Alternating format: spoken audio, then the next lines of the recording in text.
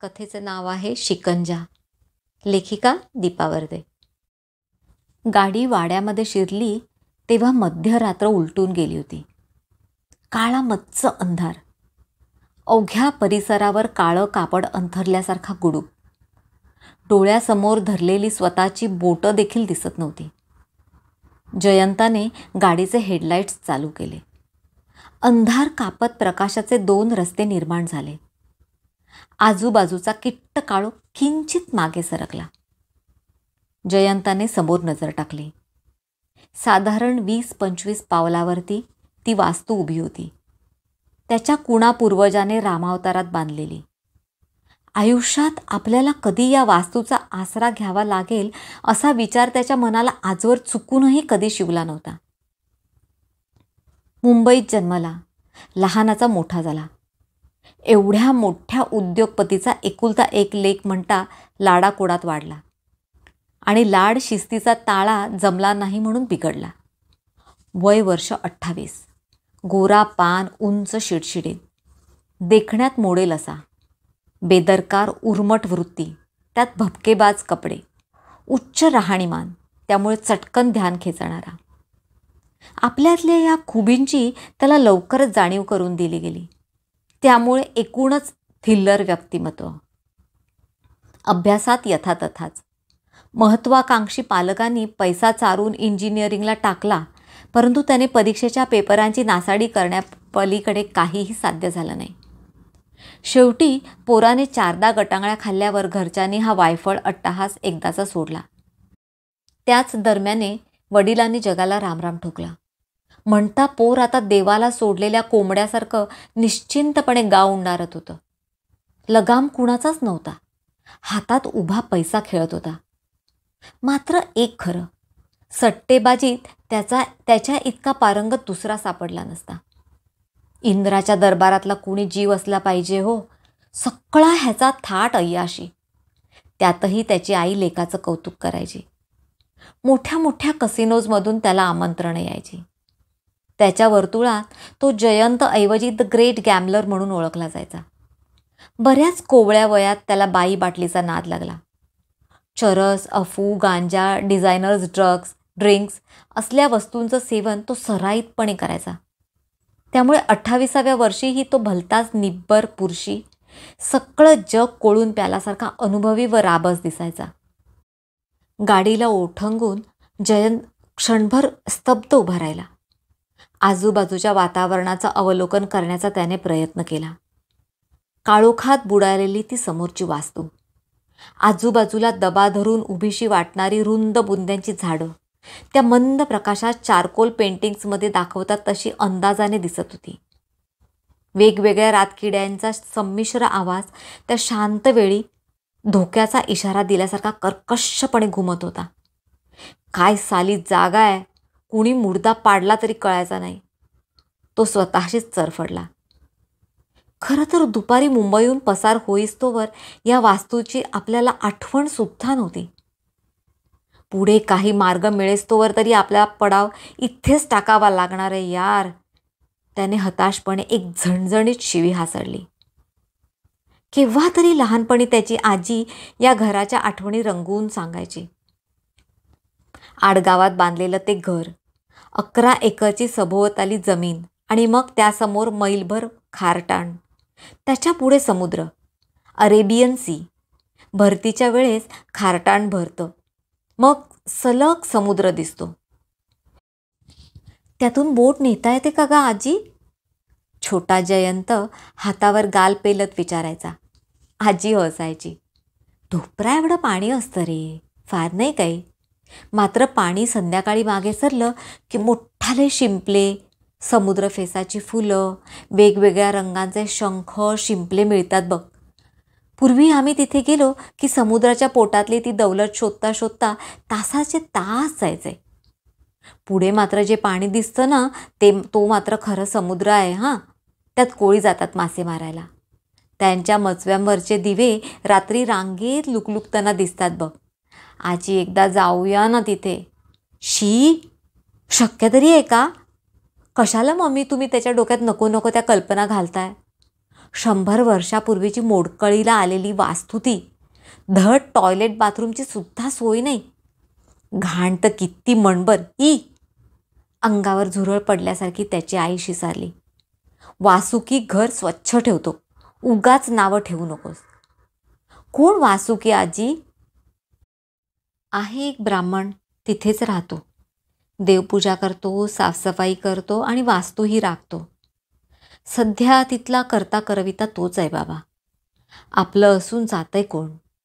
आजोबा जायचे तुझे, पण मग काहीतरी आक्रीतच झालं बघ. शिकंजात फसले जणू. नाहक आहुती पडली. तिने तिच्या जितेपणी जयनच्या वडिलांना कधी त्या वास्तूकडे फिरकूही दिलं नाही. आजी गेली आणि गोष्टी बंद झाल्या. काळाच्या प्रवाहात हे घर वाहून गेलं. आज दुपारी सारे रस्ते बंद झाले तेव्हा एक पर्याय म्हणून त्याला ही वास्तू आठवली. कुठेतरी लपायला आसरा हवा होता. कुठे? सट्ट्यात बेदम मार खाल्लेला माणूस तो. अवघ्या तासाभरात होत्याचं नव्हतं झालं. यक्षिणीने जशी उलटी काडी फिरवली. वडील गेल्यापासून मागल्या 3-3.5 वर्षात तशी उतरती कळा लागलीच होती. त्याची जणू आज सांगता झाली. एक दिवस असा असतो, शहाणा अशील तर उठून जा. कुणीतरी धोक्याचा इशारा दिला होता, पण त्याला ते पटलं नाही. गॅम्बलर कधी उठून जातो का?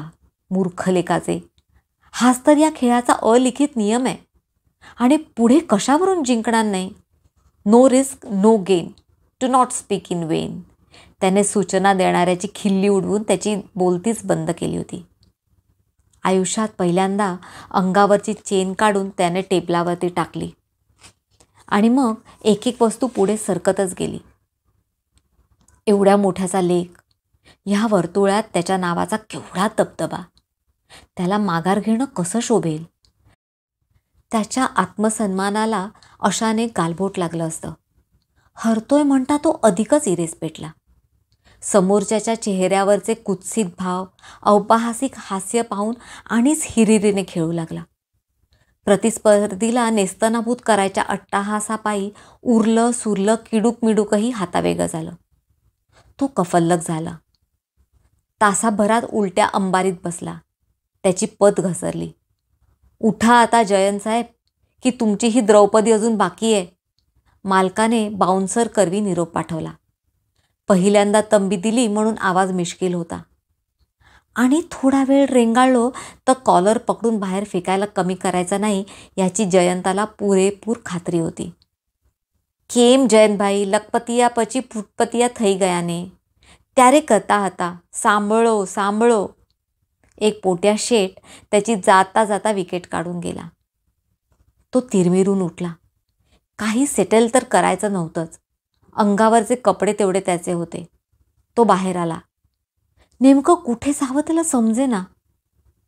कसं जावं हेही कळेना. गाडीसुद्धा आता त्याची नव्हती. पण गाडीशिवाय तो कधी फिरलाच नव्हता. त्याने इथे तिथे पाहिलं. कुणाच्या ध्यानात येण्या अगोदर त्याने हालचाल केली. झटकन गाडीचं दार उघडून तो आत शिरला. नशीब बलवत्तर म्हणायचं. चावी इग्निशनमध्येच होती. त्याने गाडी सुसाट सोडली. त्याच्या पूर्वजांचं घर. नशीब पत्ता तरी ध्यानात राहिला. बऱ्याच वर्षामागे तो एकदा घरपट्टी भरायला आला होता. खरं तर एरवी हे काम त्याचे डॅडी कुणा नोकरामार्फत करून घ्यायचे.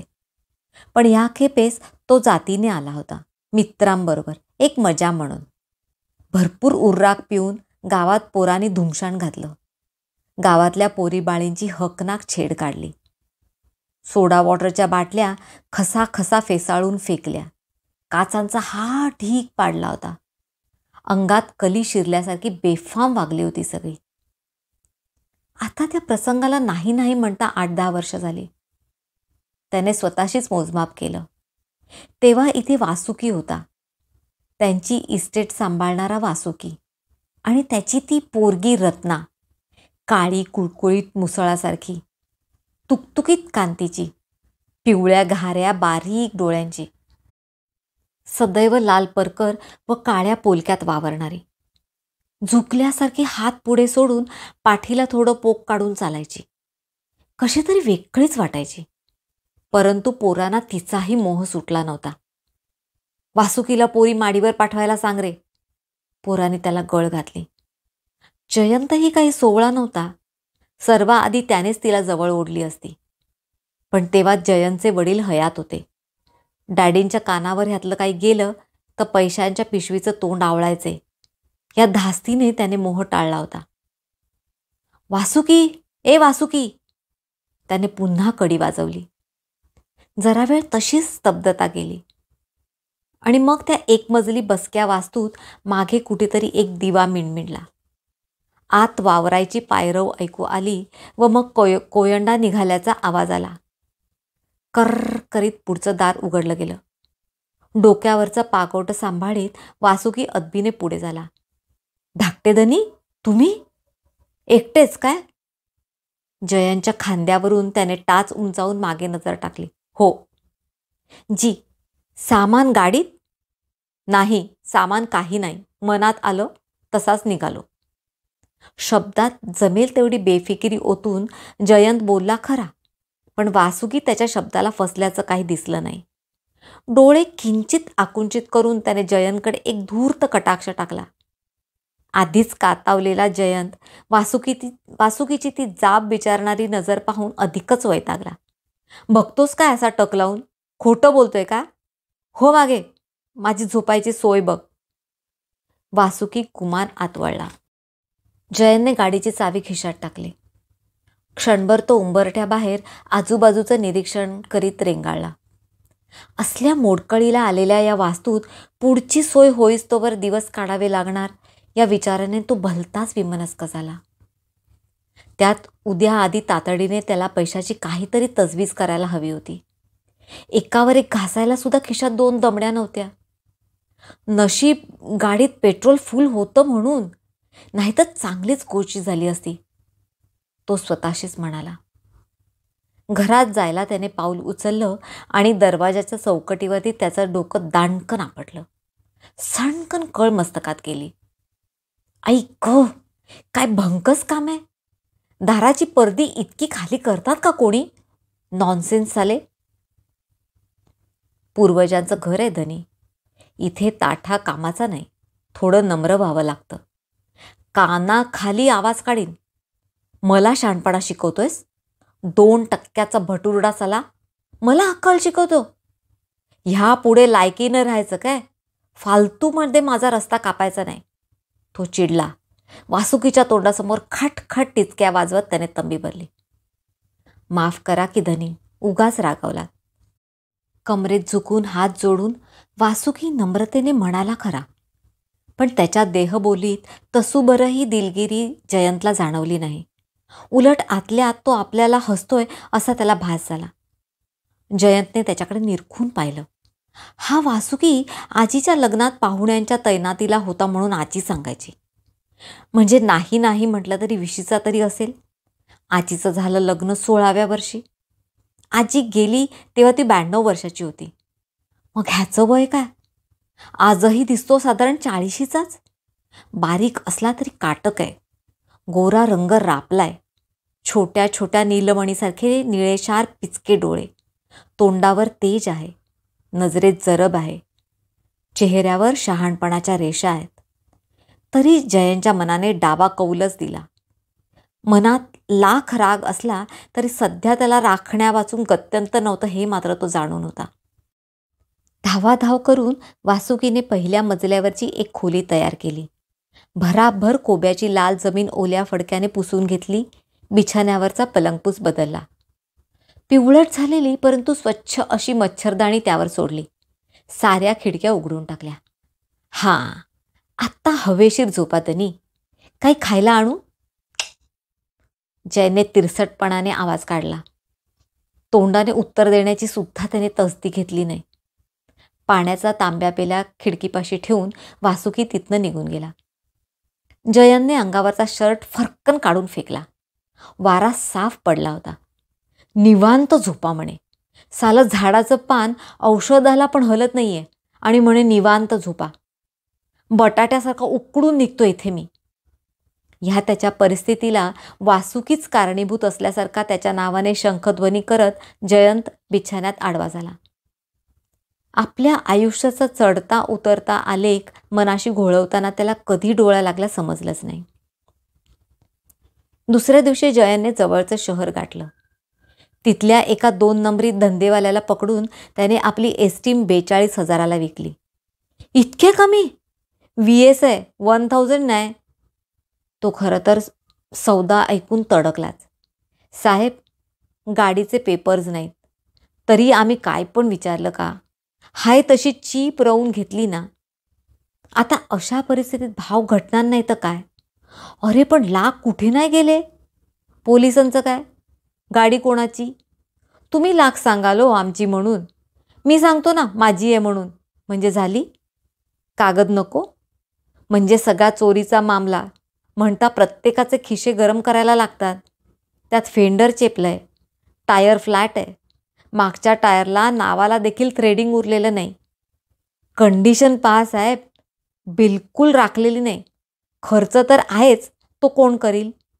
स्क्रॅपमध्ये जावी अशी कंडिशन करून ठेवली आहे गाडीची. तसं बघायला गेलं तर 42 पण जास्तच झाले. पण जबानमधनं शब्द निघाला मग मागे नाही. तरी पण कुठे जास्त ऑफर मिळत असेल तर खुशाल न्या. आपण अडकलोय हे साल्याने पक्क ताडलंय. जयाने हातातल्या गठड्याकडे पाहिलं. पूर्वी हा त्याचा एक वेळचा घास असायचा. आता दिडकी सांभाळून वापरावी लागणार होती. काही का असेना तात्पुरती सोय झाली म्हणून जयंत हुशारला. एक टेबल फॅन विकत घेऊन तो माघारी परतला. वासुकीला पैसे देऊन त्याने घरात सामान भरलं. खायची आणि मुख्य म्हणजे प्यायची तजवीज झाली. बियर मिळत नाही? अरे जगता कसे तुम्ही? धनी आम्ही साधी माणसं, विहिरीचं पाणी पिऊन जगतो. वासुकीच्या आवाजातला उपहास जयंतला पुन्हा एकदा खटकला. त्याने दातावर दात रगडले. पुन्हा एकदा बजावतोय वासुकी. जास्त शहाणपणा माझ्यासमोर ना तू करू नकोस. इथला मालक आहे मी. भेंडी 1.5 दमडीचा माणूस तू. अरे मनात आणलं ना तर आत्ता काढून टाकू शकतो तुला. बऱ्या बोलाने बाज ये काय? उगा रागवता धनी. कुरकुरल्या आवाजात पुटपुटत वासुकीने तिथनं काढता पाय घेतला. वासुकीची ही बेगडी उपरी अदब जयंतच्या थेट टाळक्यात जायची.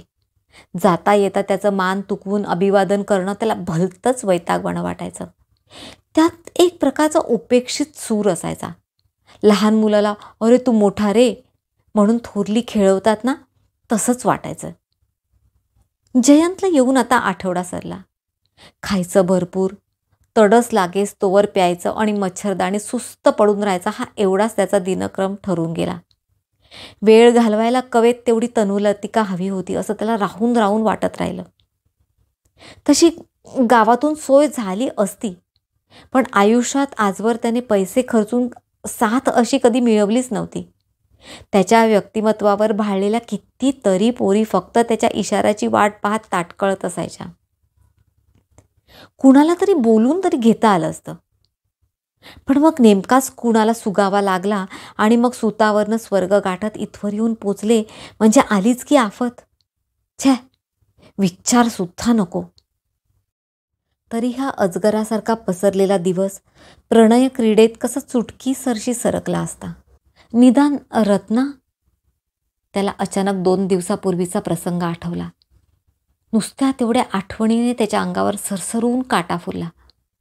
असाच रात्रीचा मच्छरदाणीत आलटून पालटून कूस बदलीत तो पडून होता. संध्याकाळी गेलेले दिवे अजून परतलेले नव्हते. कधीकधी तर ना 4-4 दिवस विजेचा पत्ता नसतो. वासुकीने मिटक्या मारत ही असली बातमी पुरवली होती. दुपारची मस्तच ताणून दिल्याने आता झोपेच्या नावाने ठणठण गोपाळच होता. 2 बाटल्या कसली ती मोसंबी का नारंगी मारूनही डोळे ताठ होते. आड्यावरचे उभे आडवे वासे मोजत तो पडून राहिला. मध्ये कधीतरी त्याला डोळा लागला. कसल्या अशा विचित्र आवाजाने तो खडबडून जागा झाला. त्याने कान टवकारले. खालच्या माजघरातून तो विशिष्ट आवाज येत असावा. त्याने कानोसा घेतला. त्याला नेमका अंदाज लावता येईना. एक ध्वनी मांजरीच्या फिसकारण्याचा होता तो त्याने ओळखला. परंतु त्याचबरोबरच्या दुसऱ्या आवाजाचा त्याला अदमास लावता येईना. जरा वेळाने शांत होईल म्हणून त्याने वाट पाहिली, पण मांजरीचा आवाज आणखीनच वाढला. त्याने वरूनच हट हट करून तिला हुसकावण्याचा प्रयत्न केला खरा, परंतु परिणाम काही झाला नाही. उलट आवाज आणीच वाढल्याचं त्याला जाणवलं. आता खाली उतरण्या वाचून गत्यंतर नव्हतं. वासुकीला त्याने हाक दिली, पण काही जाग मिळाली नाही. शेवटी वासुकीच्या नावाने शिव्या घालत तो उठला.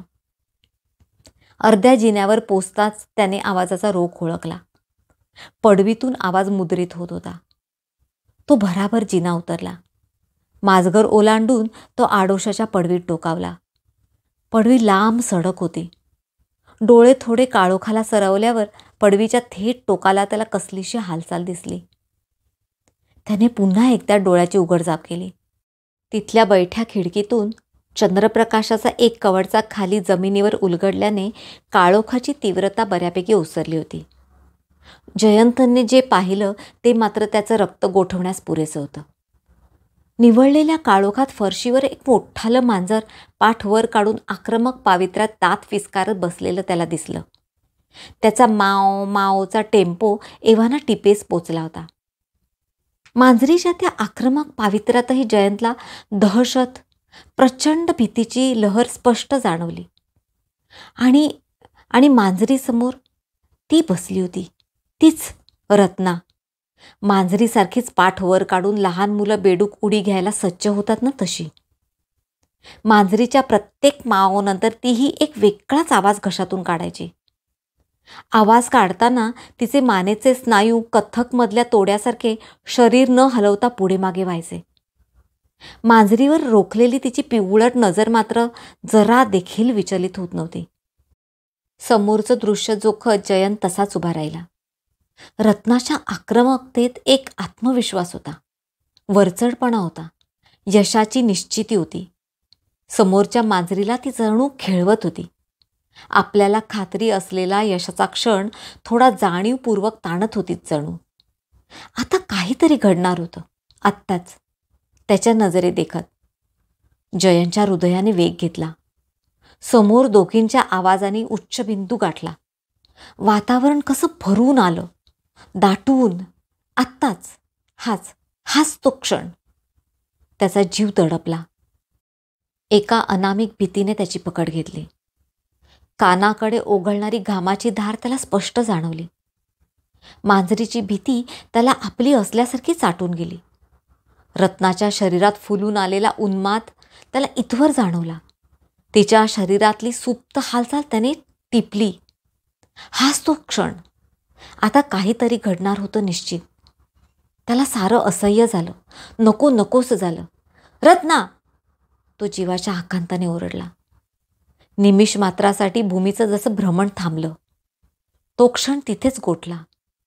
मग बघता बघता वातावरण निवळलं. बारीक म्याव म्याव करीत मांजरीने मागच्या मागे पळ काढला. रत्ना खुरमुंडी घालून तशीच बसून राहिली, धुमसल्यासारखी. हे काय चाललं होतं? झोप उडवलीस ना माझी, मूर्ख कुठची. उठ आता तिथनं आणि हो चालती. पुन्हा हे असले काही चाळे माझ्या दृष्टीस पडले ना तर तू याद राख. त्याने खड्या आवाजात दटावलं. आवाज स्थिर ठेवायचा त्याचा प्रयत्न मात्र फसला. नकळत चिकटलेली भीतीची किनार त्याला झटकता आली नाही. ती जागची उठली. लाल परकर, काळा पुलका. पायाने जमीन उकरीत पोक काढून तशीच खालमानेने तिथे उभी राहिली, हात पुढे झुलवीत. जा इथनं, जा म्हणतो ना. त्याने दरडावलं, पण ती जागची जाम हल्ली नाही. स्टुपिड गर्ल म्हणत मग तोच मागे फिरला. एव्हाना झोपेचं पुरतं खोबरं झालं होतं. पहिला मजल्यावरचा दरवाजा उघडून तो लाकडी अरुंद बाल्कनीत आला. मनाला घेरून राहिलेली अस्वस्थता झटकू म्हणता झटकली जात नव्हती. नेमकं काय चाललं होतं खाली त्या माझघरात, इतक्या अपरात्री, त्या गच्च काळोखात? रत्ना मांजरीचा हा खेळ निरागस शिशुतुल्य नव्हता इतकं समजण्या एवढा तो नक्कीच चालाक होता. पण मग त्या प्रकाराला म्हणायचं तरी काय? मांजरीचं असं जीवावर बेतल्यासारखं ओरडणं, रत्नाचं जिबली काढत फिसकारणं. केवढ्याने त्याची छाती धडधडली होती. बऱ्याच अवधीनंतरही छातीचा भाता तसाच धपापत होता. हातापायातलं कापरं पूर्णतः विरलं देखील नव्हतं. त्याने सिगरेट शिलगावली. एक मोठा झुरका मारला. धूर फुफ्फुसात फिरल्यावरती त्याला थोडी तरतरी वाटली. कुठच्या कुठे येऊन पडलोय रे देवा. त्याची त्यालाच दया आली. समोर पसरलेली 4-4.5 एकरची ओसाड जमीन, आणि त्याच्यापुढे आणि दुसऱ्याची कुणाची तरी, आणि त्याच्यापुढे मग ते खारटाण. दृष्टी जाईल तिथवर पसरलेलं. ना झाड ना झुडूप. नजरेचा झोत हेतुपूर्वक त्याने सभोवार फिरवला. आपसुकच त्याची नजर त्या ठराविक कोपऱ्यात वळली. आज तिथेही काळोखच होता. नाहीतर अंगठ्या एवढी भगभगती ज्वाला इथून स्पष्ट दिसायची त्याला. काय आहे रे तिथे? नेहमी आग दिसते. कुतूहलापोटी त्याने वासुकीकडे चौकशी केली होती. स्मशान आहे साहेब. तसं जवळ नाही, अंतर खूप आहे, पण मध्ये अडसर काही नाही ना, म्हणून थेट दिसतं. तसं घाबरायचं काही कारण नाही. कोण घाबरतंय? कोण घाबरतंय रे? मी बोललो काय तसं तुला? तो उखडलाच. सहज दिसलं विचारलं, त्यात भीती कसली आली? आणि तुला दात विचकायला काय झालं रे सारखे सारखे? माझी थट्टा करतोस तू? काय धनी उगाच रागवताय? मी आपलं सहजच. तोंडातल्या तोंडात पुटपुटत वासुकी तिथनं निसटला होता. वासुकीच्या वागण्याने जयनच्या रागाला हवा मिळत होती. वासुकीचा तो खोटा दबशीरपणा, बेगडी नम्रता, संधी साधून खिल्ली उडवायची वाईट खोड जयनच्या थेट मस्तकात जायची. साला एक संधी सोडेल तर शपथ. जयनने मुठी आवळल्या. जीवाचा तीळ पापड केला तरी इथे राहण्या वाचून त्याला गत्यंतर नव्हतं. काहीतरी दुसरा पर्याय सापडेस्तोवर त्याला ही वास्तू सोडता येणार नव्हती. नाही तो वनवास कपाळी आलाय चायला. दिवसभर अंडी उबवायची, करायला काही नाही, बोलायला कोणी नाही. पिक्चर टाकावा म्हटलं तर गावात धड थिएटर नाही. म्हणजे आहे, पण प्रत्येक रिळानंतर 10 मिनिटाचा इंटरव्हल. ज्याला कोण जाईल? मग काय तर टाकीसारखं प्यायचं आणि दिवसभर मुडद्यासारखं गुंगीत पडून राहायचं. पैशाचीही लवकर तजवीज करावी लागणार होती. डबक्यातलं पाणी किती दिवस पुरणार? ना धड शिक्षण घेतलं, ना कसली कला अंगात. अंग झटून काम करायची ही सवय नाही. डॅडी होते तेव्हा रेलचेल होती, पण आता? तरी बरं मम्मीने दुसरं लग्न केलं आणि फॉरेनला सेटल झाली. नशीब तिची तरी पाठची ब्यात सुटली. उभे आडवे विचार करत तो बराच वेळ तसा उभा राहिला. तोंडाच्या धुरांड्यातून त्याने धुराचे गोल गोल वलय सोडले. डोळ्याच्या कोपऱ्यात त्याला कसलीशी हालचाल जाणवली. त्याने झटकन मान फिरवली. समोरून एक आगीचा फुटबॉल एवढा चेंडू गडगडत येताना त्याला दिसला. कुणीतरी जमिनीवर आपटल्यासारखा तो टप्पे खात चालला होता. लालसर नारंगी रंगाचा आगीचा ज्वलंत गोळा. क्षणभर त्याच्या डोळ्यावर विश्वासच बसेना. हा आला कुठून? त्याने डोळे चोळले. स्वतःच्या डोक्यावर 2 टपल्या मारून घेतल्या. गालाला करकचून चिमटा काढला, परंतु तो गोळा काही लुप्त झाला नाही. टप्पे खात खात तो समोरच्या पसरलेल्या खारटाणात अदृश्य झाला. काल रात्री मी एक आगीचा गोळा आपल्या प्रॉपर्टीमधनं टप्पे खात खारटाणात अदृश्य झालेला पाहिला रे. खुरपीने गवत कापणाऱ्या वासुकीकडे जयनने विषय काढला. वासुकीचा हात किंचित थबकला, पण मग आणीच मान खाली घालून तो एकाग्रतेचं सोंग वटवीत गवत कापण्यात गडला. ओ मिस्टर, ऐकायला येतंय ना? हा. अरे मग बोल ना, जीप गिळलीस काय? अर्थ काय त्याचा ते सांग. वासुकीने हातातली खुरपी टाकली. हात झटकून तो जयनसमोर अदबीने उभा राहिला. धनी, काय आहे की मी खोटं बोलत नाही. खोटं वचन मला पाप आहे. मी जे बोलेन ते खरंच. ही या वस्तूची मला आण आहे. आज पहिल्यांदाच जयंत त्याला एवढ्या गंभीरतेने बोलताना ऐकत होता. ऐका ना धनी, ऐका ना माझं. दुर्लक्ष करा तिकडे. नका विचारू कशाबद्दल. उगाच अडकाल. हवं तेवढं राहा आणि निघा. नसत्या गोमीत डोकं नका घालू. वासुकीचं ते दबक्या आवाजातलं गंभीर प्रवचन ऐकून जयंतची उत्सुकता आणखीनच बळावली. तू सांग यार, उगाच फालतूमध्ये लांबळ लावू नकोस. बोल चल. थोडा वेळ वासुकी निशब्द असा आत्मद्वंद्वात उभा राहिला. मग काहीतरी कठोर निर्णय केल्यासारखा त्याचा चेहरा कणखर झाला. संदिग्धता दर्शवणारी डोळ्यांची बुबुळ स्थिर झाली. धनी, असा गोळा ज्या भूमीत फिरतो तिथे धन पुरलेलं असं म्हणतात.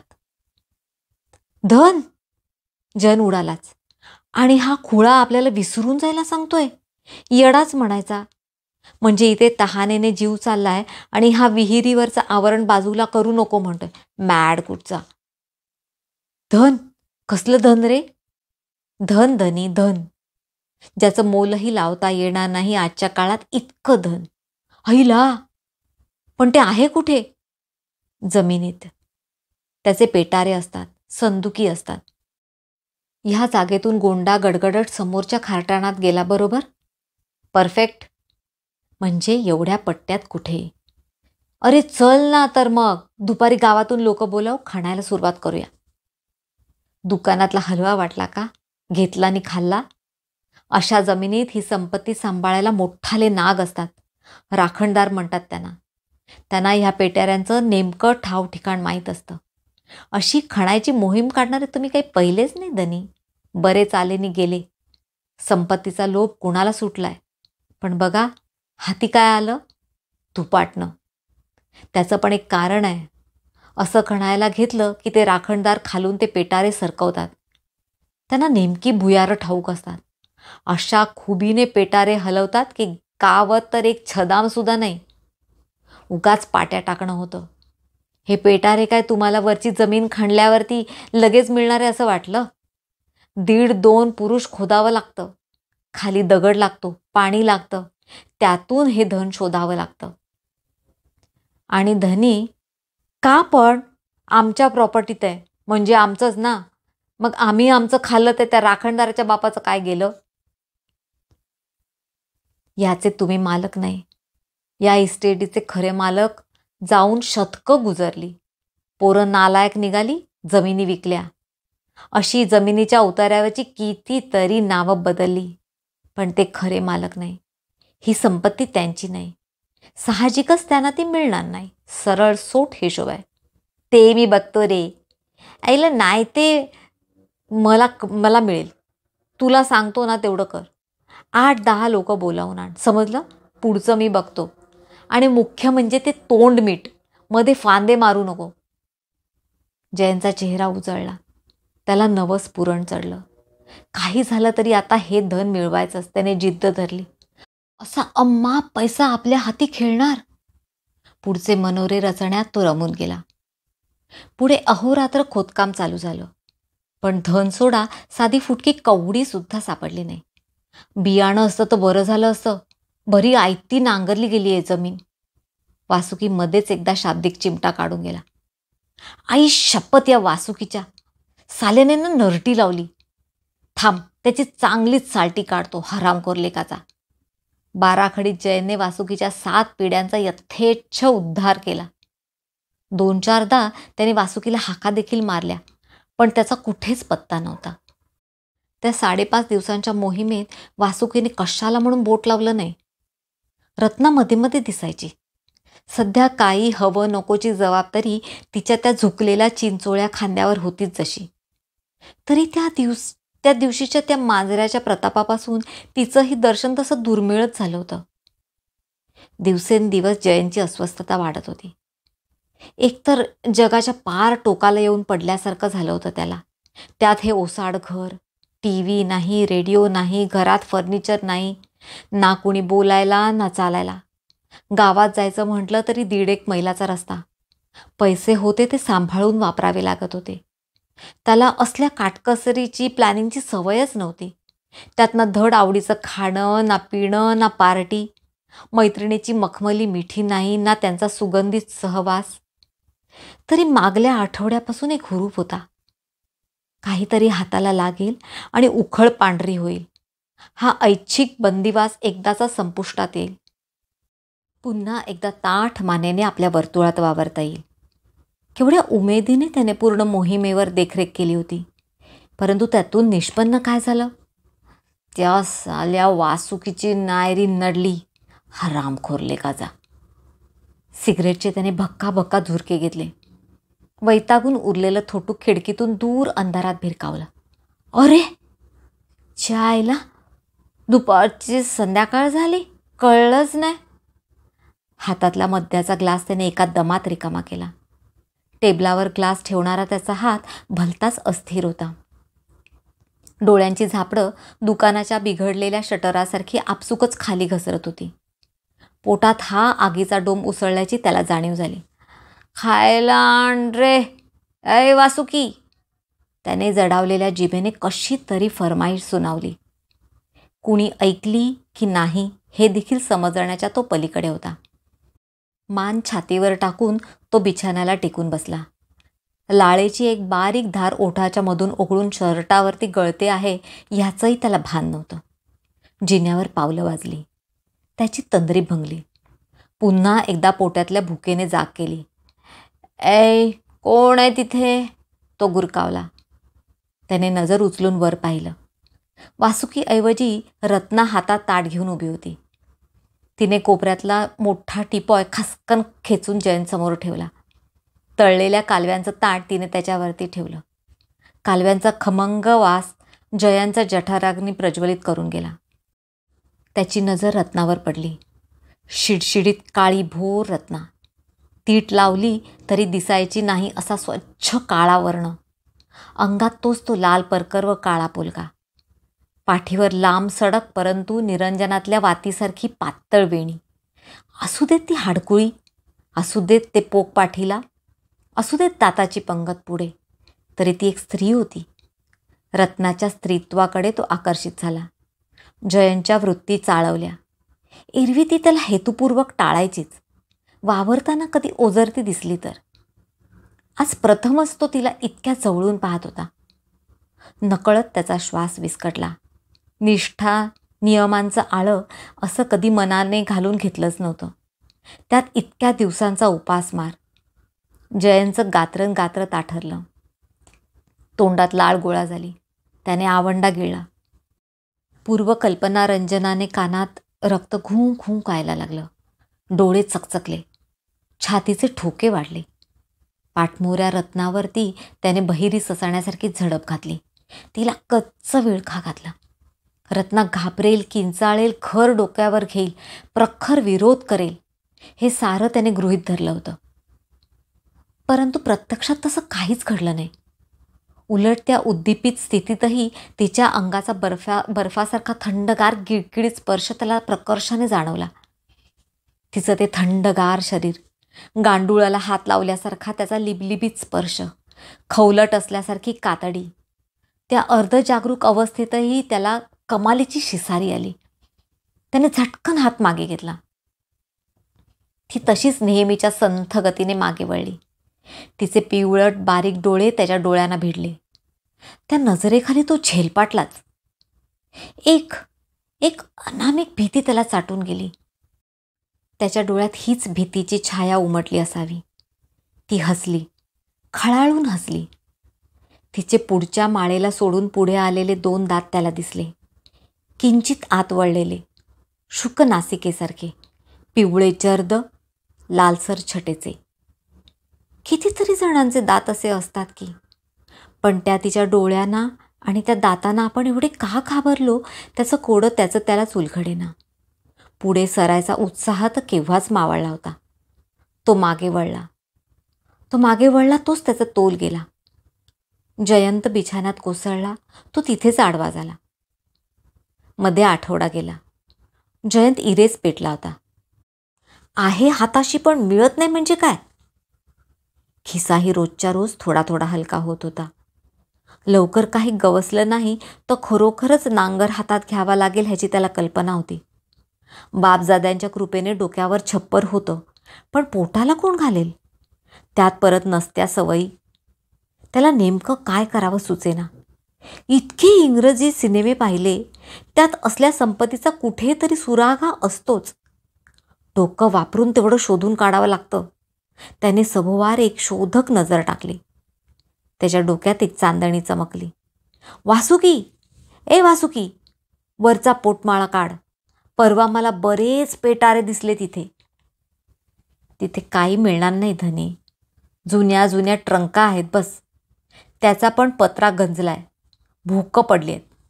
काढायला गेला तर बूड खालचं खाली, वरची बाजू हातात, असली गत आहे. कशाला नको ते काम काढताय? मुतावरच्या माशा मारून काय मिळणार आहे तुम्हाला?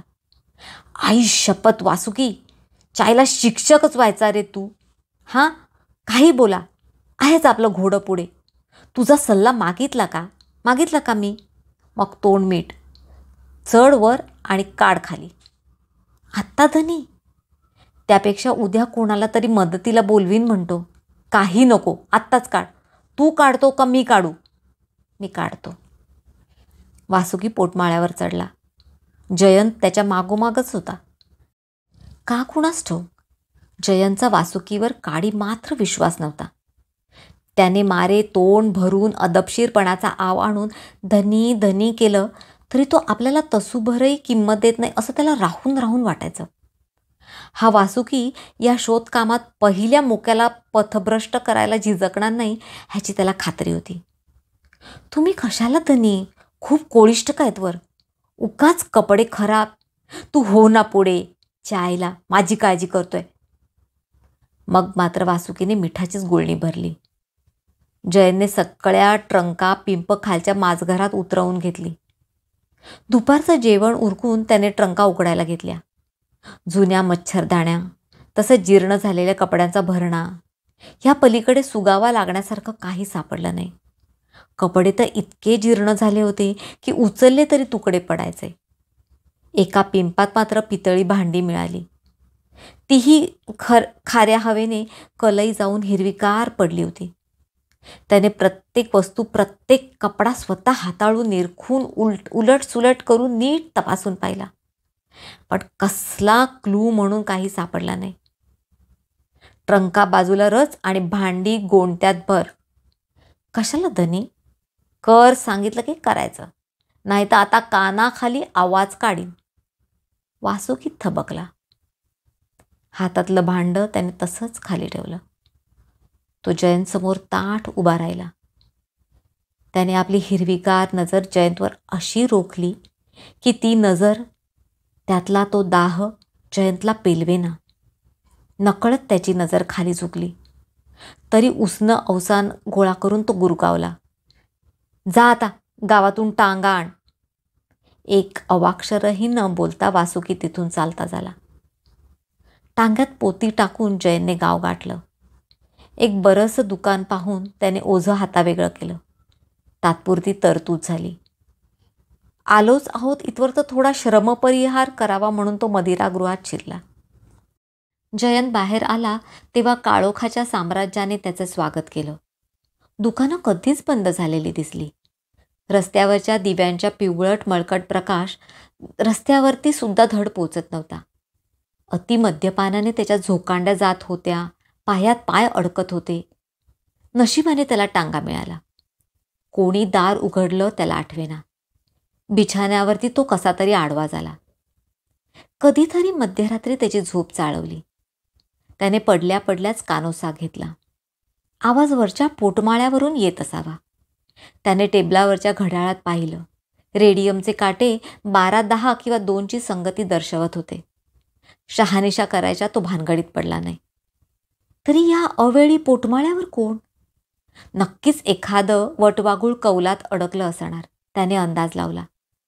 थोडा वेळ तो तसाच पडून राहिला, पण खुडबुड काही थांबेना. शेवटी नाईलाजेच तो उठला.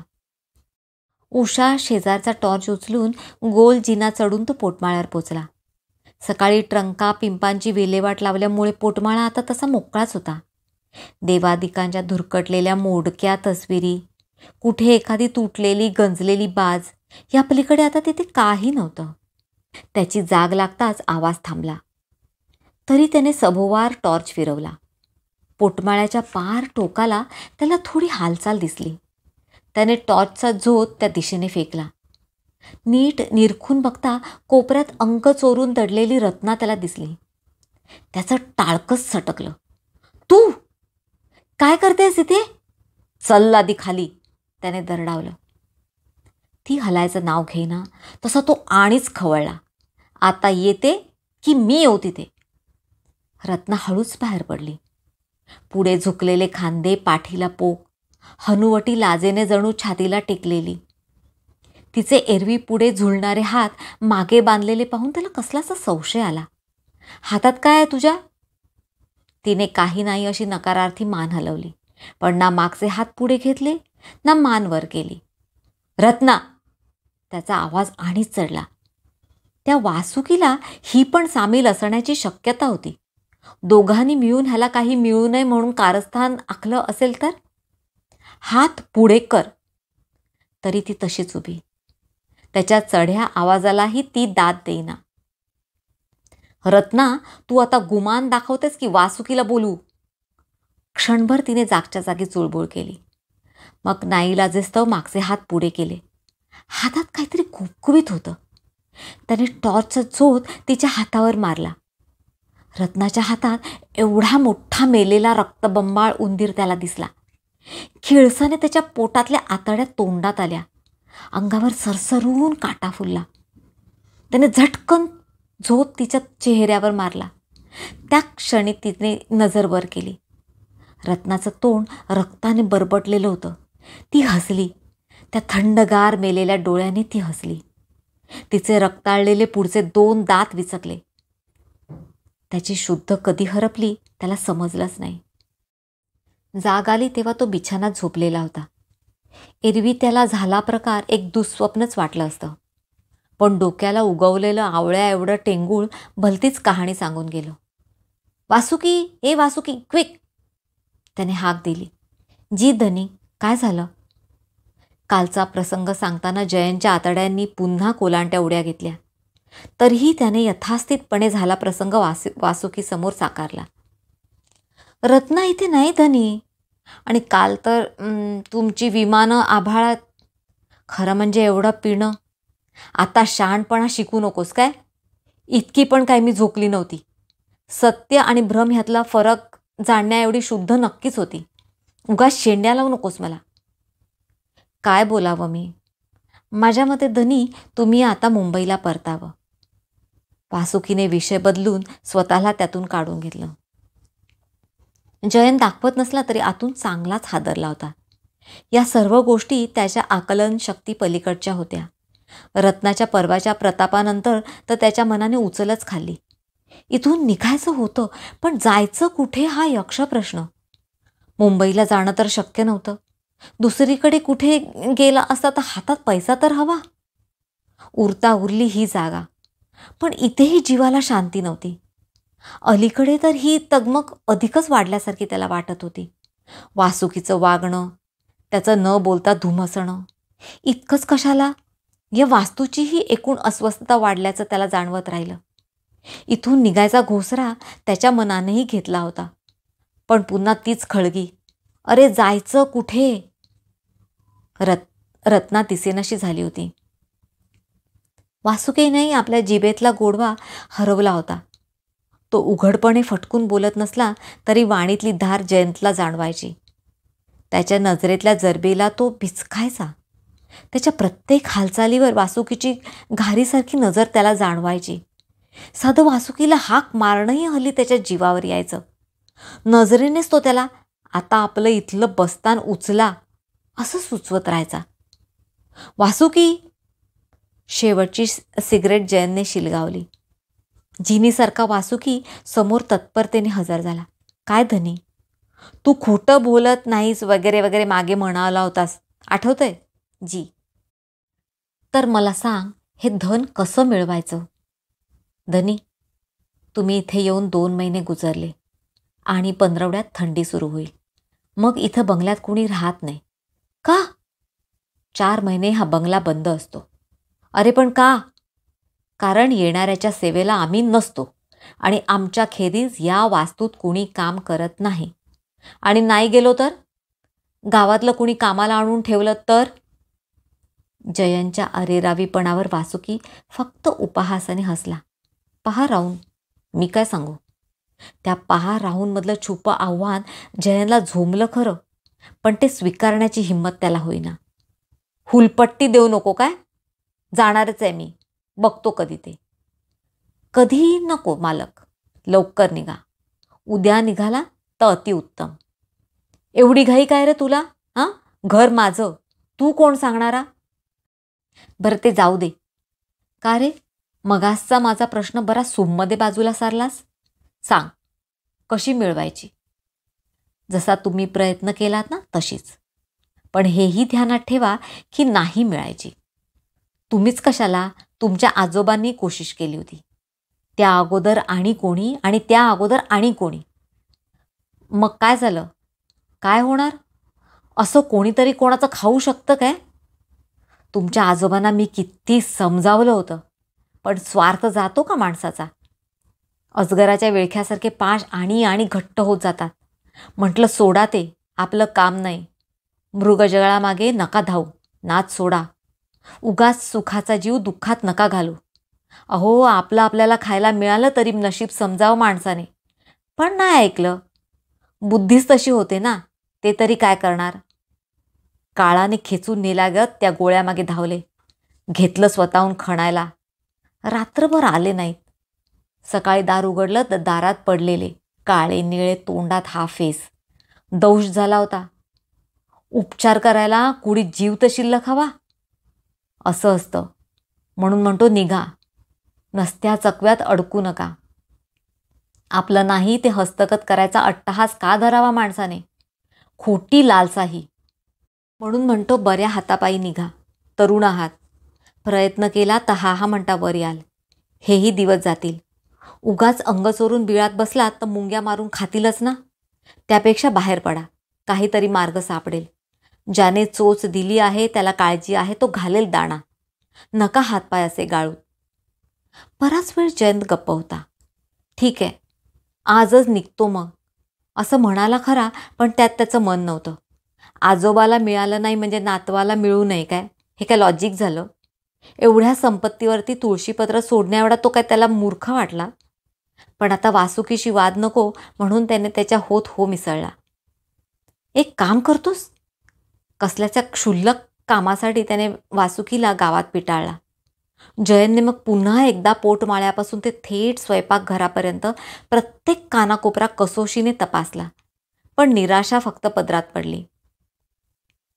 त्या दिवशी मग त्याने उशीर झाला, उद्या निघतो या सबबीखाली निघायचं टाळलं. दुसऱ्या दिवशी त्याने पुन्हा वासुकीला फुटकळ कारणास्तव बाहेर पाठवला. रत्ना तर गायबच होती. त्यामुळे घर मोकळं होतं. त्याने पुन्हा तपास चालू केला.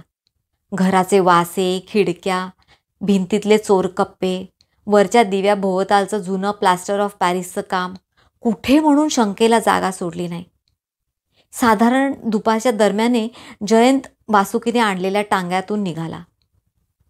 वासुकीची घाई त्याला त्याच्या प्रत्येक वागणुकीतून सातत्याने जाणवत होती. कसं तरी जयंतचं सामान त्याने टांग्यात कोंबलं आणि कोपऱ्यापासून ढोपऱ्यापर्यंत एकदाचा नमस्कार घालून तो आत चालता झाला. जयंतला त्याचं राहून राहून आश्चर्य वाटत होतं. इतकं घायतुकीला यायचं कारण तरी काय ह्याला? आपण आलो तेव्हा बरा होता. मग मागल्या आठवड्यापासून असा विक्षिप्त का वागतोय? प्लॅटफॉर्मवर गाडीची वाट बघत बसल्या बसल्या तो गुजरलेल्या आयुष्याचा आढावा घेत होता. मागे एकदा त्यांच्या बारमध्ये एक लॅटिन जिप्सी आला होता. भविष्य अचूक बघायचा म्हणे. जयननेही आपला हात पुढे केला. What do you see? त्याने त्या जिप्सीला उत्सुकतेने विचारलं. A long long black tunnel. And then starts the another one. तेव्हा विनोद म्हणून सगळे हसले होते. पण जयंतला मात्र आता त्या जिप्सीच्या भाकितात कुठेतरी तथ्य वाटू लागलं. कितीतरी वेळ गाडीची वाट पाहत तो त्या आर्ट स्टेशनावरच्या बाकड्यावरती बसून होता. त्याने मनगटावरच्या घड्याळावर नजर टाकली. 6:45. बापरे! तो उठला. पुन्हा एकदा स्टेशन मास्टरकडे गाडीची चौकशी करून आला.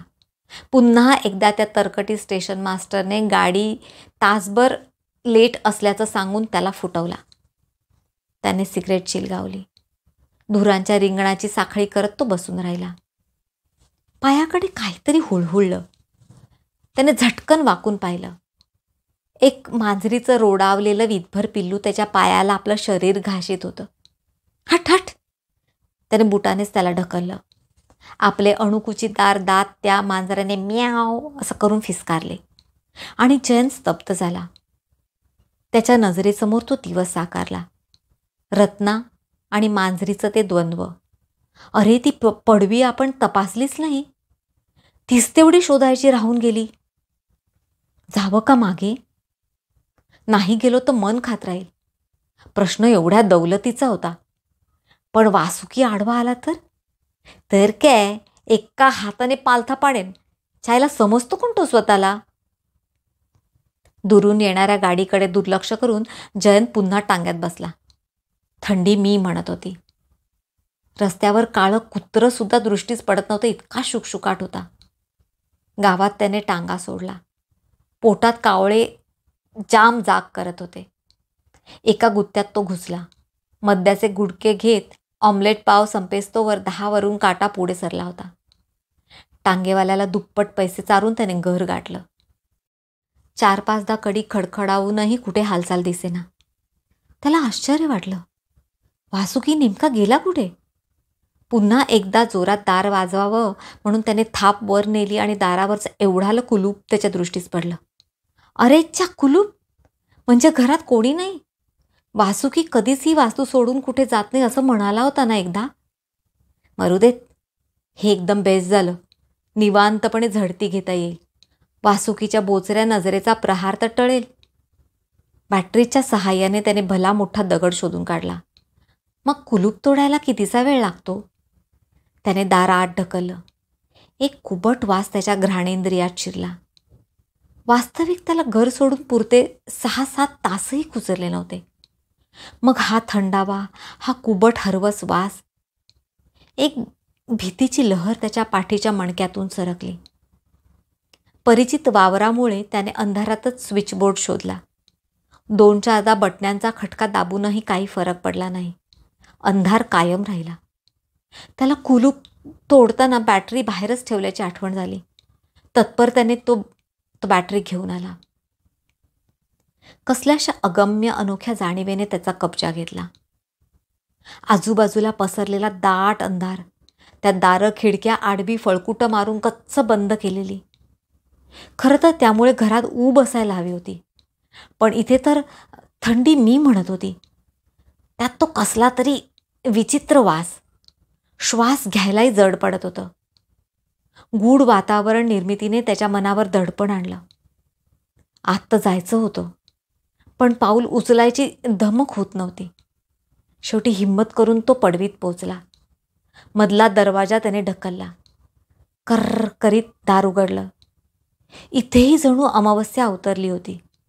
त्याने टॉर्च पेटवला, पण बॅटऱ्याही थोड्याशा अशक्त झाल्यासारख्या मिणमिणत्या पेटल्या. पायाखाली पसरलेला पिवळा पेंडा त्याला दिसला. पेंडा? पेंडा कशासाठी? टॉर्चचा झोत जमेल तेवढं फिरून मागे आला आणि त्यातही कशाची तरी मनावर नोंद झाली. त्याने डोळे फाडून पुन्हा नीट पाहिलं आणि तो दचकलाच. एका कोपऱ्यात सापाचं एक वेटोळं त्याला दिसलं. बाजूला सुपात लाल परकर आणि काळा ब्लाऊज व्यवस्थित खडी करून ठेवलेला होता. आता या थंडीतही जयंतच्या कपाळावरती धर्मबिंदू जमा झाले. थरथरत्या पावलाने तो मागे वळला आणि अचानक झोत मागल्या भिंतीशी पडला. आणि एक वेटोळं, भलं मोठं. हा साप कसला? अजगरच असावा. त्याचं शरीर लॉरीच्या टायर इतकं जाडं होतं. बाजूला होतं वासुकीचं जानवं, धोतर आणि उपरणं. त्याने टॉर्च पुढे सरकवला आणि मग त्याला जाणवलं आपल्याकडून ही आकळीक झाली. आपण हे धाडस टाळायला हवं होतं. कात पायापासून छातीपर्यंत चढलेली दिसली. वासुकीच्या छातीवरचा भाग अजूनही तसाच होता. त्यामुळे सापाने माणूस अर्धवट गिळल्यासारखा दिसत होता. निद्रिस्त वासुकी एखाद्या साधकासारखा गंभीर परंतु ध्यानस्थ वाटला त्याला. जयंत हादरला. घामाच्या धाऱ्याने त्याची गळामान चिंब भिजली. म्हणजे इतके दिवस ज्या राखणदाराच्या गप्पा ऐकल्या तो हा वासुकी? जयंतचे पाय लटपटायला लागले. त्याची छाती गच्च झाली. भीतीने त्याला श्वाससुद्धा घ्यायला जमेना. एकच ध्यास, कसं तरी करून इथनं बाहेर पडायचं. या वेटोळ्याला जाग येण्या अगोदर ही वास्तू मागे टाकायची. जीवाच्या आकांताने जयंत दाराकडे झेपावला. मागची वळवळ त्याला दिसलीच नाही. एक अंत्ययात्रा स्मशानाच्या दिशेने निघाली होती. कळपातला एक इसम दुसऱ्याकडे कुजबुजला. कसा ओढून आणल्यासारखा आला. मुंबईचा खरा. कर्मगतीच म्हणायची ही. घर बंद दिसलं म्हणून मागे परतताना अंधारात किरडूवरती पाय पडला असावा. चावलं ना. नाहक जीव गेला.